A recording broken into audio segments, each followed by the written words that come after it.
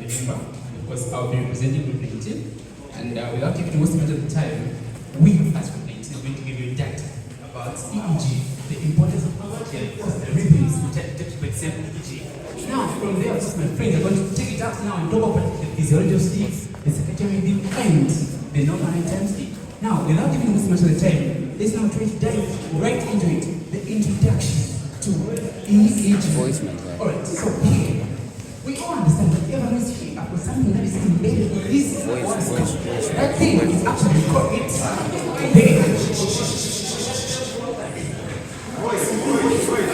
Alright. Sorry for that. I was saying that everyone is here as for something that is embedded in his voice cow.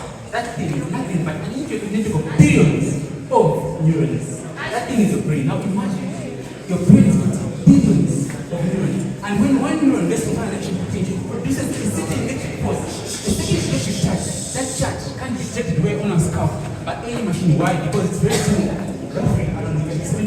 Now imagine these neurons get to fire in groups. As they are firing, they're going to produce a large electric signal that can and is detected by the same machines, which we call EEG. Now, what is EEG?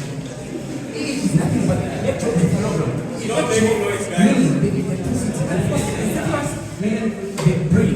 Now the ground part means the recording. So here we're talking about the electric activity being detected by the same machine, which is EEG. Alright, so I'm talking about the reading which are detected by the same EEG. We are saying that these they are detected where? In our skull. And of course, they are measured in his. These are brain. Of course, we've talked about the same rhythms. Now let's just try to see how the same EEG are placed on someone's skull. Just you're going to notice that someone like here, we have someone this way, we are measuring the electric activity that is happening in someone's brain. So these what you're seeing here, the electrodes. A typical EEG machine has got about 82 electrodes. So this machine is now detecting the same activity which is happening in the brain. Now, that is detected where? On the cathode ray oscilloscope. Cathode ray oscilloscope is nothing but a computer screen, which looks like this one. So what you see here, these are brain waves which are being detected by the same EEG machine. Now, we have now known that that machine is detecting what?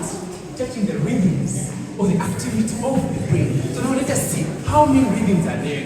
Okay. We are going to find and five types of brain waves. Now, what are these? We go to alpha, total.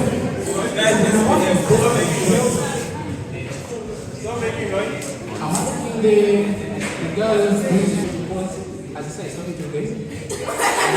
Imagine the frequency of 0.5 to 4 Hz. So now these rhythms, they are actually generated from the trombonic circuits which are located where in the thymus. They've got at least a very low amplitude.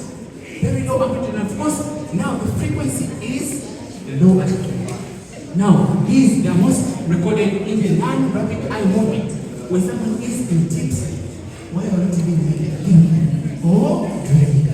Then the next one now, the significance of the same delta. What is the importance of the same delta? Number one instruction. We have physical repair, tissue regeneration, and of course the release of a growth hormone, which makes sense. As the growth hormone is now happening physical repair and the tissue regeneration because the same growth hormone. The next one is vertical. What's here about the lymphatic system, cleansing, removing these plaques which are amyloid plaques. Of course, the aging cause the same as disease. Now, from here, you're looking about the healing, which actually happens as a natural body healing system. You're not there. Let's now talk about the next one, which is nothing but the theta waves. So these are recorded where in the hippocampus. So actually, there are two types of sources of the same theta waves. Now imagine the same theta waves actually here to be. Alright, so now the same theta waves actually they are generated from the hippocampus as the same source in living tell the importance of the same waves. Meaning these they are actually important in the cognition or the memory, linking information, and of course the core function is memory recording and retrieval. It is also the gateway between subconscious and conscious. Now the next one is the alpha waves. Now, as you close your eyes, actually the same beta waves, they're now going to be recorded because the visual input has now stopped going where in the brain. Alright, so now the importance of the same waves, the characteristics of the same alpha waves is by alpha blocking. It's as a result of the same visual input stopping to go to the same brain, meaning these they are stopping to do what? To be generated or to be processed. Now the importance of the same alpha waves is the brain center development when someone is now going in the dual system. As if I'm looking at you, but I'm not really looking at you. Just like this. I'm not actually looking at you. Alright, so the next one is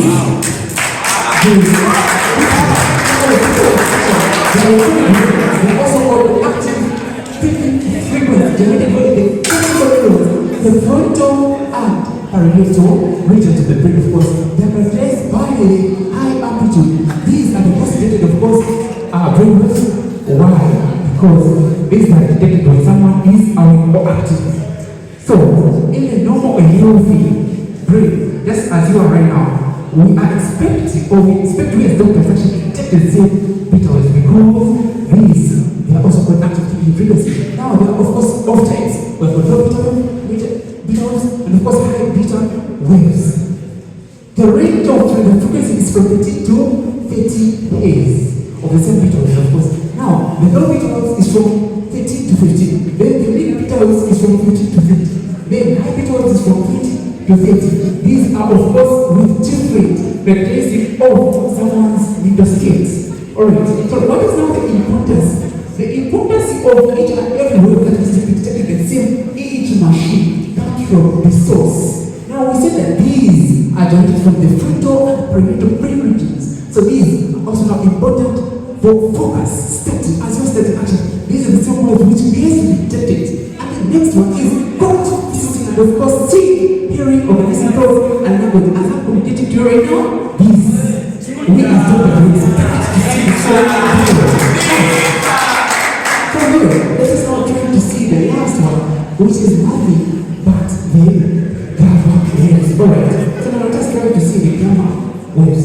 So here are the gamma waves. These actually even gamma human being like you guys. Of course you study, but we don't expect to see such waves in you because these are seen maybe in those guys who do scientific and reflective work as a mathematical way because the frequency is from greater than 50 Hz. Alright, so now these are generated by the rapid interplay between the neural transmitter excitably and of course neural transmitter inhibitory.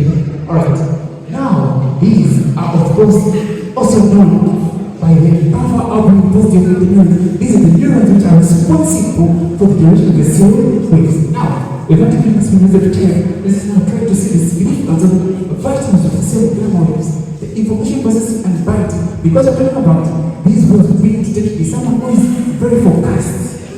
Like you're very focused, you're studying very focused. Cognitive function and memory. And of course, peak performance and meditation, where someone is not even doing anything which is of physical injury. Now, if you're not paying attention, this is your time. If you realize now, you see this level. Alright. I said that deltoids, these are seen when someone is sleeping. Of course, we don't expect someone to dream when they are in REM sleep. That is non-rapid eye movement. Of course, that we talk more about by the next presenter. Now, theta waves, we say these, they are now the ones we can see when someone is meditating. These are the ones we can detect. The phase, of course, is from 4 to 8. That's the frequency. Now, the next one is the alpha waves.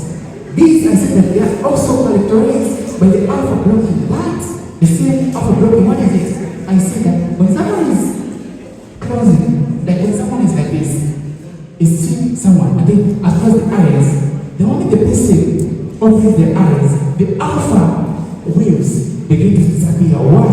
Because now the brain has started integrating the pictures or the data vision. Alright, so now the next one is the beta wave. These, I said, actually, they are also known as active thinking waves. The gamma waves, I said that these, they are now seen in those people who are doing arithmetic way. Of course, the frequency is from greater than 30 Hz. So if you are paying attention, maybe from this, you can interpret the importance of the same brain waves. Now, we have talked about the brain waves, the EEG machine, which is nothing but an electroencephalogram.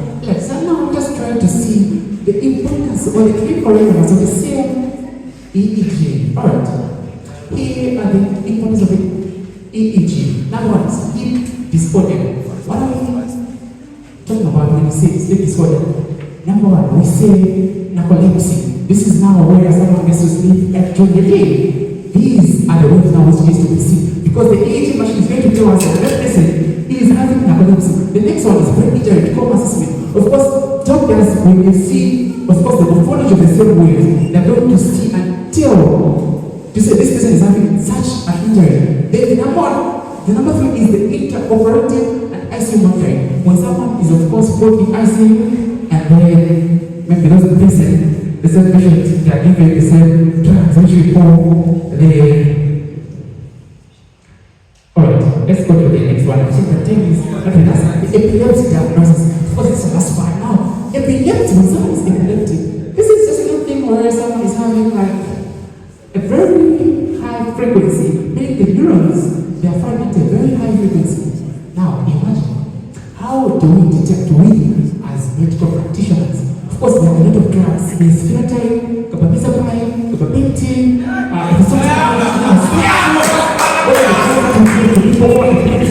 now, we doctors, we can't just give the patient to say this patient is epilepsy. We also have to categorize which type of epilepsy the patient is having. Now, by doing that, what are we going to see? The morphology of the same brain waves. Let us now try to see here.